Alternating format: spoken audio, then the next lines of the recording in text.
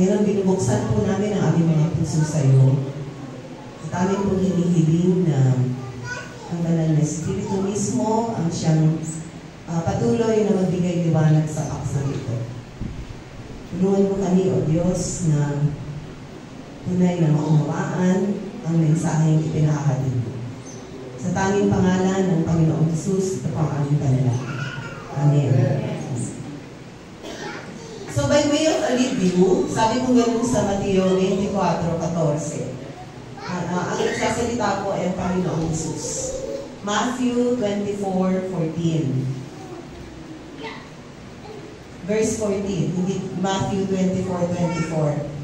Verse 14. And this gospel of the kingdom shall be preached to all creature as a witness to all nations, and then the end shall come.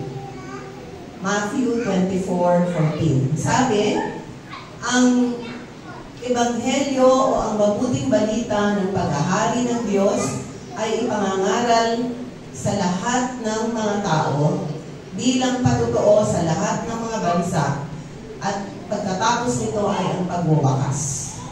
Anong ibig sabihin? May binigyan natin ng diin yung gospel of the kingdom. Dahil palagi nating naririnig yung gospel of salvation. And hindi natin nauunawaan ng lubos kung ano ba talaga yung ebanghelyo. Namutawi ito, nanggaling ito mismo sa labi, sa bibig ng Panginoong Jesus. Gospel of the kingdom. Ipangangaral sa buong sanlibutan ang mabuting balita tungkol sa kaharian o paghahari ng Diyos. Yan daw po ang ebanghelyo. Bakit siya mabuting balita? Naalala niyo po ba yung image na pinakita natin last Sunday? Yung 2 Sundays ago, yung self-directed life. Yung difference between a self-directed life and a life directed by God. Can we show that? Yung dalawang trono na kung saan ay yung una, yung self-directed life, pinaghaharian natin ang ating mismo mga sarili, at yung Christ-directed life ay bumababa na tayo, dapat bumaba na tayo sa trono ng ating mga buhay at bigyang daan natin ang Panginoon upang siya na mismo ang maghari. Ito po yung nais ng Diyos, mga kapatid. Hindi lang tayo iligtas sa apoy ng impyerno. Kasi hindi naman tayo agad-agad, pagkatapos mong tumanggap sa Panginoon bilang tagapagligtas mo, na agad-agad matatranslate ka na from the earth to heaven. Nananatili pa tayo dito sa lupa. Kaya kailangan natin maunawaan yung gospel of the kingdom. Na hindi ka lang iniligtas ng Diyos sa apoy ng impyerno, kundi sa pagpapatuloy ng iyong buhay dito sa mundo, ay tahakin mo na ang isang buhay na kaiba dun sa nakamihasnan mo. Namihasa tayo, nasanay tayo, na tayo yung nasusunod, tayo yung dumidiskarte, tayo yung lumalakad sa gusto nating lakaran. At anong dulot niyan? Bakit tayo kailangan mag-switch o mag-shift from a self-directed life to a Christ-directed life? Bakit? Bakit kailangan ang Diyos, ang Panginoong Jesus, ang maghari sa atin? Ilang beses at ilang ulit ko na itong sinasabi, sapagkat tayo mismo ang magpapahamak sa ating mga sarili. Maraming hinihingi ang ating laman, ang ating mga sarili, na ating ikapapahamak. At alam yan ng Diyos. Madalas hindi natin alam yan, na masyado tayo na-overwhelm o na napapangunahan nung gusto natin. Gusto ko yun eh. Gusto ko siya eh. Gusto ko yun eh. Na kung minsan we stop from thinking about the consequences. Ano ba ibig sabihin ng consequence? Anong bunga? Anong resulta? Pag nakamit mo yan, pag nakuha mo siya, o napuntahan mo yon, o nagamit mo yan, nabili mo yon, anong bunga? Anong after effect or result? Kapag nasunod mo yung ninanais ng iyong laman. Madalas, mga kapatid, hindi nagwawakas sa maganda. Yung gusto natin. Kaya nga, ang sabi, kailangan tayo, di ba, naalala niyo ba yung topic natin or yung theme natin, series natin about the 3 enemies of our soul? Remember? Ano yung tatlong S na kaaway ng ating kaluluwa? Sarili, sanglibutan, isa talaga. Kala ko. Alam, kalimutan ko ba? Hindi ko nakalimutan. Gusto ko lumabas sa bibig nyo. So, yung tatlong S, at kasama sa tatlong kaaway ng ating kaluluwa, ang ating mismong mga sarili. Sabi nga kung nais mong makita kung sino yung pinakamahigpit mong kaaway, humarap ka sa salamin. At makikita mo na yung mismong sarili mo ang mapapahamak sa'yo kung hindi mo siya masusupin. Kung hindi natin ipapailalim sa Panginoong Diyos ang ating mga sarili. Kaya kailangan natin ang gospel of the kingdom. Mabuting balita ito. Hindi ito malungkot na balita na hindi na ikaw yung maghahari sa buhay mo. Dahil walang masamang binalak ang Diyos para sa iyo. Anong sabi sa Jeremiah 29:11? For my thoughts of you are thoughts of peace and not of evil. Diba? Sabi ng Panginoon, ang plano ko sa inyo ay napakaganda. Kapayapaan, hindi kasamaan.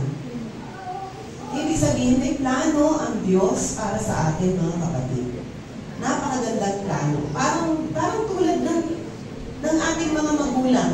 Wala namang binalak o pinlano ang mga magulang para sa kanilang mga anak, kundi puro kabutihan. In the same manner, our God in heaven, ang ating Diyos sa langit, ay higit at higit kaysa sa mga magulang natin dito sa lupa. They are just a deep reflection of God's goodness over our lives. So, ibig sabihin, minamahal ka ng Diyos. Napakaganda ng plano niya sa iyong buhay. Kaya, gusto niyang pagharian ang buhay mo. Kaya lang, kailangan pumayag ka. Kailangan pumayag tayo kasi hindi naman mamimilit ang Diyos. Kung ayaw mo, hindi na niya pipilitin. Mga bata, naiintindihan niyo ba yung pinag-aaralan natin? Na maging sa murang gulang ninyo, hindi lang yung mga may edad dito, maging sa murang gulang ng mga bata, dapat maintindihan niyo ito. Na nais ng Diyos na pagharian niya ang inyong mga buhay, ang ating mga buhay, dahil kung hindi, patungo tayo sa kapahamakan. At ito pa, mga kapatid, kahit na pinagsisihan mo yung mga kasalanan, naligtas ka, hinugasan ka ng dugo ng Panginoong Jesus, pero kung hindi mo natutuhang pagharian ng Diyos ang buhay mo, muli mong igugulit sa kasalanan ng sarili mo. You just experienced how it is to be redeemed, kung paano makatawad sa kasalanan, pero kapag hindi mo natutuhang isuko ang buhay mo sa Panginoon at hayaan siya maging Panginoon at hari ng iyong buhay, alam mo kapatid, ang kalungkot, eventually, mag-i-slide back ka. Magagawa mo na naman yung kasalanan pinagsisihan mo na.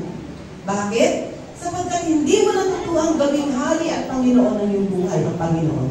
Kinuha mo lang yung salvation, yung benefit. Ay, hindi na ako pupunta sa impyerno. Salamat sa Diyos. Pero yung buhay mo ba nabago?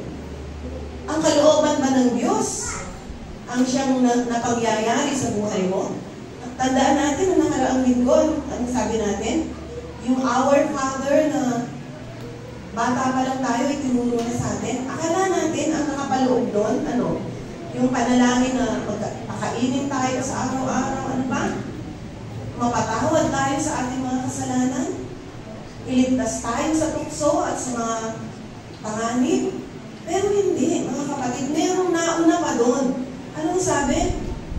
Ama namin, sumasalangit ka, sambahin ang ngalan mo, mapasa amin ang kaharian mo. Sundin ang loob mo dito sa lupa. Ibig sabihin, mapasa amin ang kaharian mo, ang pag-ahak masunod namin ang iyong kalooban. Yan ang unang panalangin, mga kapatid. Bago pa pagkain, isusubo natin sa ating bibig. Bago pa tayo mapatawad sa ating mga kasalanan. Bago pa tayo maingatan sa kapahamakan at sa tukso. Anong panalangin itinuro ng Panginoong Hesus? Na pagharian tayo ng Diyos. Na mapangyari sa ating mga buhay ang kanyang kalooban. At papanalangin ba natin yan sa tuwina, sa araw-araw, Panginoon? Sa paggising kong ito, hari naman, ikaw ang maging hari ng aking buhay sa araw na ito. Sa aking iisipin, sa aking sasabihin, sa aking gagawin, ikaw ang masunod. Ikaw ang maghari. Sapagkat, yun naman talaga, ang sabi sa Roma 14:17, the kingdom of God is not merely eating nor drinking, but what? Righteousness, peace, and joy in the Holy Ghost. Yan mga kapatid, ang dulot ng paghahari ng Diyos sa ating mga buhay. Matuwid na pamumuhay, pinag-usapan natin mag-asawa ito kanina on the way here. Matuwid na pamumuhay. Pag matuwid ang buhay mo, wala kang piniperwisyong tao, wala kang binadaya, wala kang niloloko. Anong bunga ng matuwid na pamumuhay? Kapayapaan at kagalakan na dulot ng banal na espiritu. Mas higit pa yan mga kapatid sa pera. Sa maraming pera sa bangko, malaking bahay, magarang kotse, meron ka ng lahat ng yan, pero wala kang katahimikan. Anong pipiliin? May kayamanan, pero walang kapayapaan. Magarang mga damit, sasakyan, tahanan, pero ang daming galit sa'yo. Tinutugis ka ng mga pulis. Alam niyo ba napakaraming tao yung mga hindi nakakakilala sa Panginoon. At kung minsan maski nakakakilala na sa Panginoon, ang sense of values hindi pa rin nababago. Nandun pa rin sa minimithi at ninanasa ng mga taga-sanlibutan. Hindi pa rin nabago ang mga pinapahalagahan. Pero sana, anong sabi ng Apostol Pablo?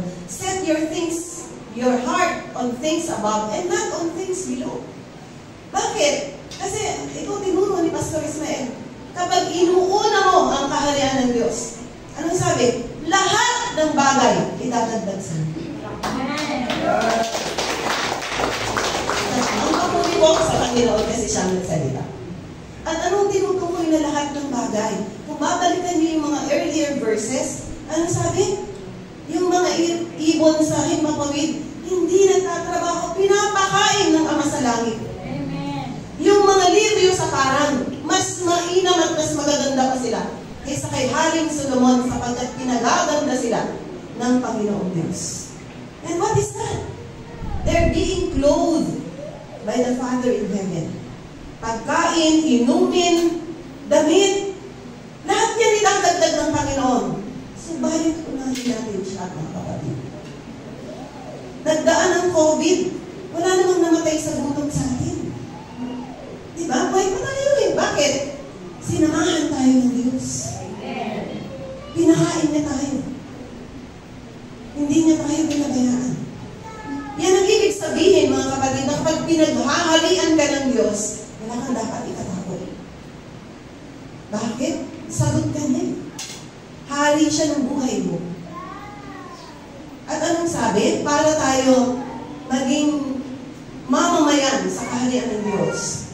Dapat, pinaghaharian na tayo. At ang sabi, where is the kingdom of God? Ang sabi ng Panginoon mismo, Luke 17:21, the kingdom of God is right within you. Ang kaharian ng Diyos ay nasa mismong kaloob-looban ninyo. Kung ginagawa nating trono ng Panginoong Hesus ang ating mga puso, ang puso mo ang trono niya. Your heart is His throne. Your heart is His kingdom. At para mangyari yan, mga kapatid, ang sabi sa Juan 1:12, tinalakay ito ni Pastor Mike. Kailangan tanggapin natin ang Panginoon. We have to be born again. Anong sabi sa John 1:12? To as many as received Him, to them He gave the privilege and the power to become children of God.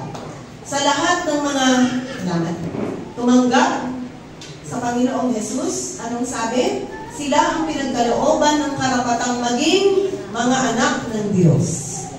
Sabihin mo nga, ikaw kung tunay na tinanggap mo si Jesus sa iyong puso, sabihin mo nga, anak ako ng Diyos. Anak ako ng Diyos. Alam niyo ba ibig sabihin yan, mga kapatid? Anak ka ng Diyos. Hindi ka lang anak ng nanay mo, ha? O ng anak ng tatay mo. Anak ka ng Diyos. We have become children of God, not by birth, but by a willful decision to make Jesus King and Lord over our lives. Meron akong sinend sa yung picture, si Prince Charles, si King Charles, at saka si Prince William. Yan. Alam niyo po, ito ang monarchy sa Britain, sa England. Yung nasa gitna, ang kasalukuyang hari. Kasi namatay na yung nanay niya, si Queen Elizabeth. So yung nasa magkabilang gilid, ito si Prince Andrew and si Prince William. Sila ang dalawang anak. Dalawa lang naman ang anak ni King Charles at the former si Lady Di. So, isa sa kanila ang susunod na magiging hari. Ngayon sa kasalukuyan, sila ay tinatawag na prinsipe. Prince William, Prince Andrew. Ang susunod na magiging hari, I'm sorry. Sila ang susunod na magiging hari. Alam niyo, si King Charles ay may cancer na. So, anytime, he will go. So, ang susunod na magiging hari, any of these two sons. Bakit? By virtue of birth. Dahil sila yung dalawang anak. Alam niyo po ba mga kapatid na tayo, hindi tayo mga, anong tingin mo sa sarili mo? Prinsesa o prinsipe? Alam niyo bakit ko sinasabi mo? Dahil ang sabi sa Acts o sa John 1:12, to as many as received Him, to them He gave the power and the privilege to become children of God. Ang God, ang tawag din natin sa Kanya, hari, di ba?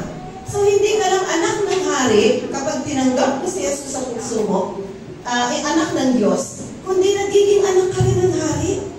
Alam mo ba yun? You also have become not just a child of God, but a child of the King. Sabihin mo nga, nakapikit ang mata mo, sabihin mo, anak ako ng hari. Anak ako ng Diyos. Hallelujah.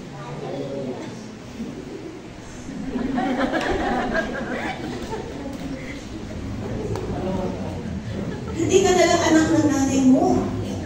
Si Sister Michelle, hindi na lang siya anak ni Nanay Masing. O ni Tatay Ismael, Pastor Ismael. Anak siya ng Diyos. Anak siya ng hari. Alam niyo kung yan, that will sink deep into our spirit, into our mind and heart and our system, it will not fail to transform our thinking. Kailangan mabago yan. Mabago na ng kaisipang yan ang ating pamumuhay. Kung anak ka ng Diyos, kung anak ka ng hari, mabuhay ka tulad ng isang anak ng Diyos at tulad ng isang anak ng hari. Huwag kang mabuhay ng isang mababang uri ng buhay.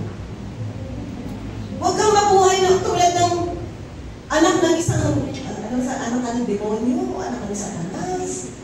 Anak ka na ng Diyos eh. Kung ano mang mga kabalbalan ang mga pinagagawa mo sa buhay mo, bago ka nakakilala sa Panginoon, kapatid ka muna. Ipagsisi mo na. Hayaan mo maging nakalaan mo na lang yan. Hindi mo nakasalukuyan. Yung ngayon at bukas, dapat ang umiiral na sa'yo ay ang buhay ng Diyos. Kaya natin tinanggap natin ang Panginoong Jesus sa puso natin. Hindi yan ritual. ng panalangin. The moment inimbitahan o inanyayahan mo ang Panginoong Diyos sa puso mo, pumapasok siya sa buhay mo. Binibigyan ka niya ng kapangyarihang lumakad bilang anak ng Diyos at anak ng Hari. Let that sink in. Let that renew our minds. Let that transform our lives. Kaya pag may kausap ka, ang kausap mo, ang sister na kausap mo, hindi lang sister yan, prinsesa yan. Yung brother na yan, hindi lang brother in Christ yan, prinsipe ng Diyos yan. Maliwanag ba yan, mga kapatid? I am a princess. I am a child of God. Alam mo, pag yan minimeditate mo day in and day out, that will revolutionize your life. Hindi mo kailangang mabuhay ng kagaya pa nung dating pamumuhay mo. Hinahamon tayo ng banal na espiritu na mabago ang ating mga kaisipan. Kaya natin inaaral ito, hindi lang para madagdagan ng kaalaman tungkol sa paghahari ng Diyos, kundi upang maipamuhay na natin, mga kapatid, ang mga katotohanan ito. These are not just truths to be stored in our minds. These are truths to be lived by every single day of our lives. Bakit mahirap? Bakit mahirap na, ulitin ko mga kapatid, nais ng Diyos hanguin tayo sa ating mga sarili. Ito yung mabuting balita. Kasi ayaw niyang manatili tayo sa mababang uri ng buhay. Sa isang buhay na ikaw ang naghahari.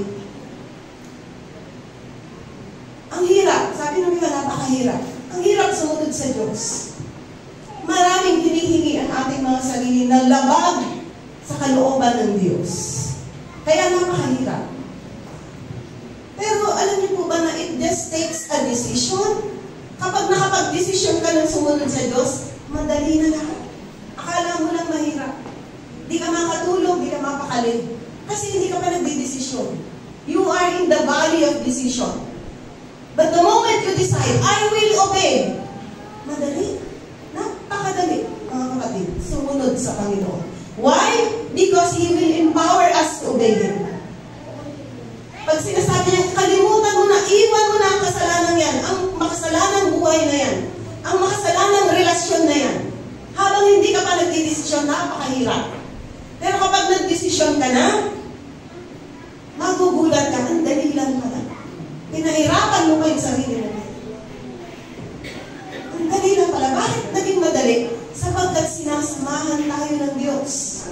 Sapagkat siya na tinanggap natin sa ating puso, ang nagbibigay kapangyarihan sa atin mismo na makasunod sa Kanya. It only becomes so difficult when we are not yet decided. Kapag hindi ka pa nagdidesisyon sumunod, napakahirap. Pero pag dinesisyonan mo na, ulitin ko, magugulat ka. Hindi naman pala ganun kahirap.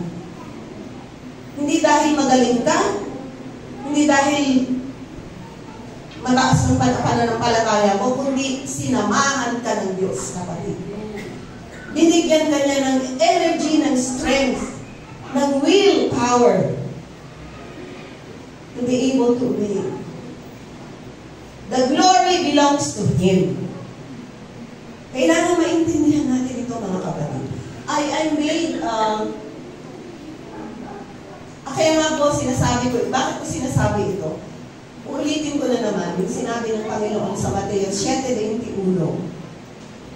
Hindi lahat na tumatawag sa akin ng Panginoon, Panginoon, ang makapapasok sa kaharian ng langit. Kundi sila lamang na, tumutupad sa kalooban ng Diyos. Hindi porke tinawag mo si Jesus na Panginoon, okay ka na. Kasi, hindi yung sinasalita lang ng bibig mo, ang tinitignan at pinakikinggan ng Diyos. Alam ng Diyos, kung ginagamit mo lang ang pangalan niya, pero hindi mo naman tunay na pinapatupad ang kalooban niya sa iyong buhay. Kaya anong sabi niya, very sobering verse.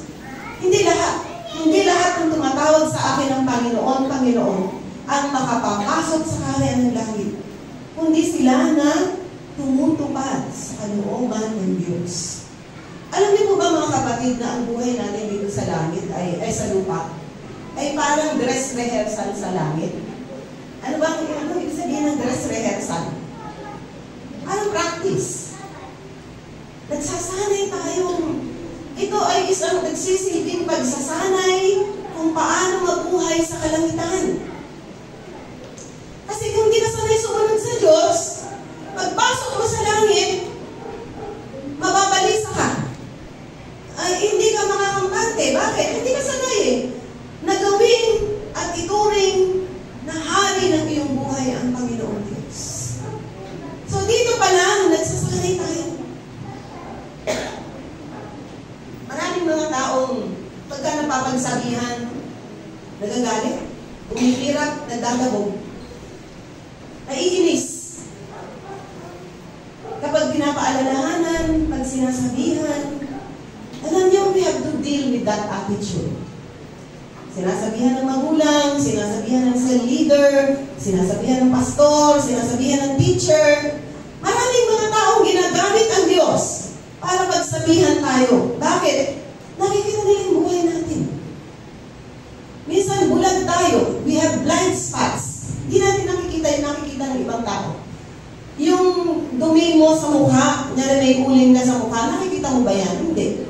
Makikita yan ang kausap mo.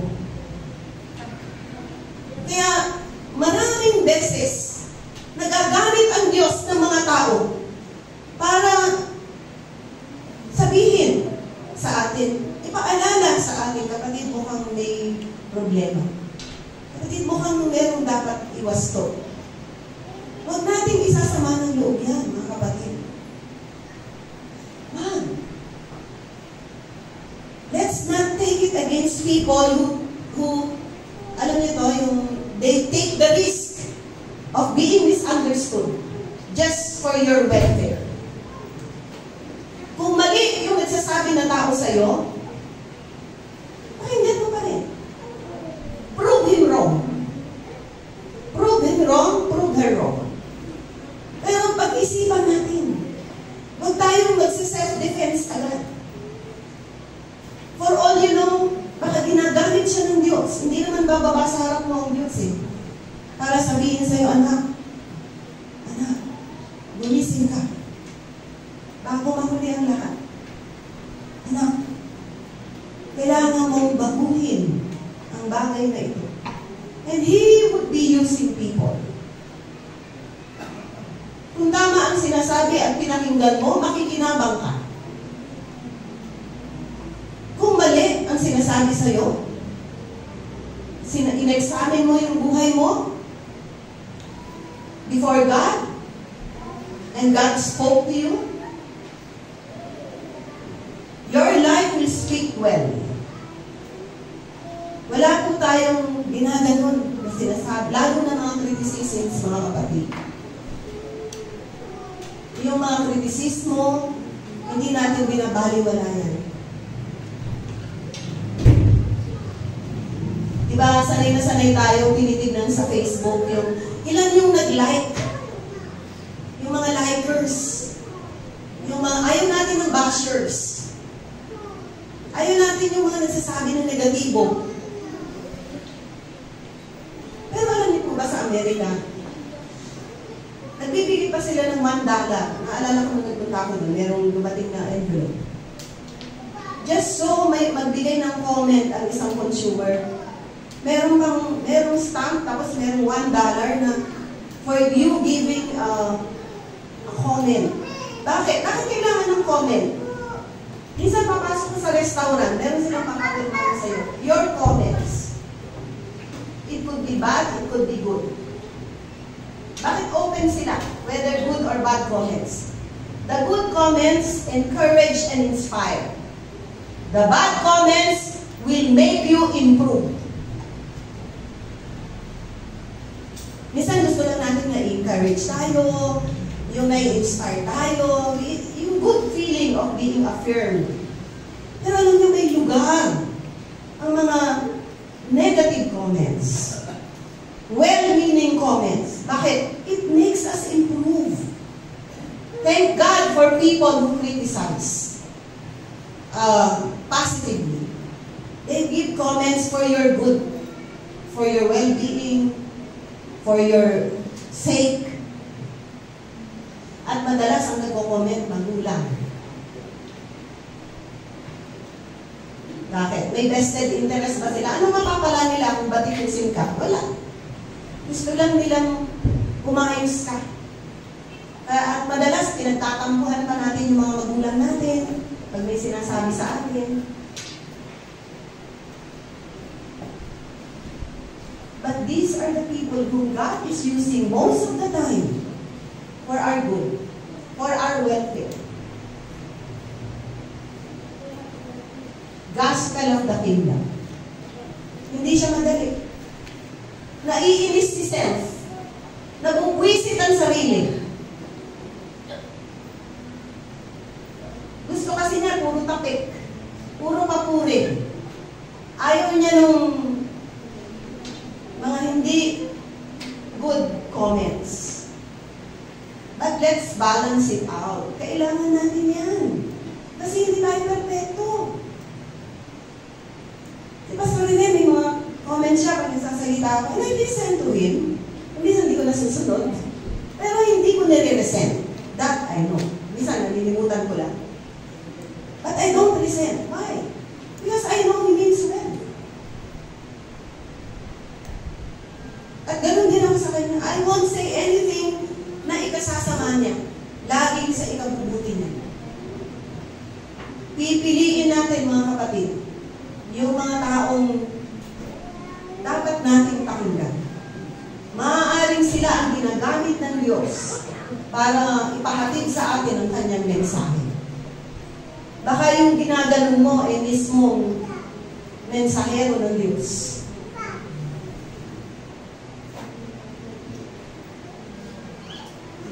Gospel of the kingdom. Ang mabuting balita. Hindi po masamang balita yan. Napakabuting balita yan. Masamang balita lang yan sa sariling ayaw magpasakop sa Panginoon. Pero sa isang taong nakikita na kung gaano kabuti ang Diyos, hindi big deal sumunod. Hindi mahirap na sumunod sa Diyos. At kapag ganyan ang puso at spirito natin, magiging napakabilis ng paglago natin sa Panginoon. Before I close, hindi naman po ito napakahaba. Gusto kong ipakita ang isang parang chart. Nagawa na ba yan? Okay na. Gusto ko lang pong bigyan kayo ng differences. Ano po? I used to think na ang full gospel, ibig sabihin ng full gospel, kasi yung iba, hindi sila naniniwala sa baptism ng Holy Spirit. Tayo na naniniwala, tinatawag natin na full gospel. We believe in the gift of tongues, we believe in the baptism of the Holy Spirit. Pero alam nyo, meron pang isang full gospel. Ito binigay ng Diyos sa akin. Wala po akong pinanggalingang, wala akong nabasa, kung hindi, Biblia lang ang nabasa ko. Ano yung gospel of salvation? Ito yung madalas nating sinasabi, pinaniniwalaan, ipinangangaral. Anong kailangan para maligtas? Kailangan magsisi. You need to repent. Ano yung song? Savior yan, Savior. Hindi song. Sorry, hindi maganda ang sulat ko. That's Savior. No? So, kapag nagsisi tayo, at tayo ay lumapit sa Panginoon, si Jesus ay nagiging, ano natin, tagapagligtas o Savior. And we become a child of God. Now, the gospel of the kingdom, anong kailangan? Magsubmit, magpasakop. At kapag nagpapasakop tayo sa Panginoon, ano ang nangyayari? Ang nagiging relasyon natin sa Panginoong Jesus, He becomes our Lord and our King. And we become, ano naman ang nangyayari sa iyo? You become a child of the King. Ito na po yung tinatalakay ko magmula kanina. So ito ang full gospel, hindi lang ito, mga kapatid, kasama to. Kasi kung ito lang ang hinangad mo, at hindi ka nagpasakop sa Diyos, darating ang panahon, ibubulit mo uli ang sarili mo sa kasalanan. Kapag hindi tayo pinaghaharian ng Diyos, mga kapatid, delikado tayo. Kasi salvation lang ang after tayo. Hindi yung paghahari ng Diyos sa ating mga buhay. We need the full and complete gospel. Gospel of salvation, gospel of the kingdom. Yung paghahari ng Diyos at pagliligtas ng Diyos. Hindi pwedeng yung lang benepisyo sa'yo, may benepisyo sa'yo. Kaligtasan. What about God ruling and reigning over your life? Kailangan yan para hindi magtagumpay si Satanas na agawin tayong muli sa kamay ng Panginoong Hesus. Kasi hindi tumitigil ang Diablo. Alam niyo ba yun? Hindi tayo tinatantanan ni Satanas. Nasa piling na tayo ng Panginoon, tinitira pa rin niya tayo. At mas gusto niya yun. Marami kang nadala sa Panginoon, marami nang nakakilala sa Panginoon dahil sa'yo, tapos biglang naakit ka pa niya. Anong sabi? Even the very elect can be deceived.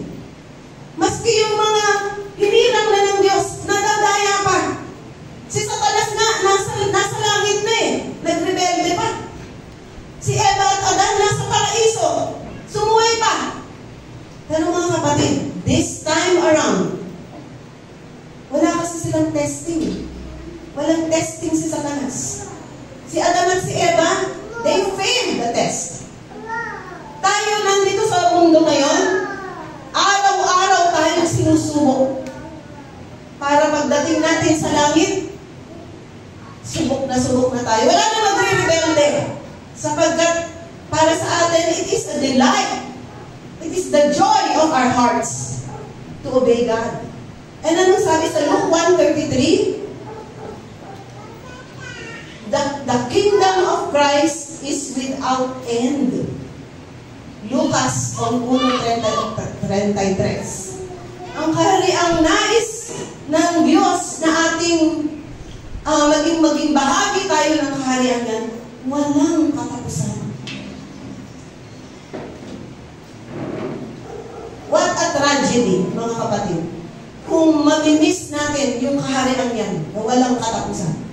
Dahil lang sa katigasan ng ating ulo. Dahil hindi natin sineryoso ang Diyos.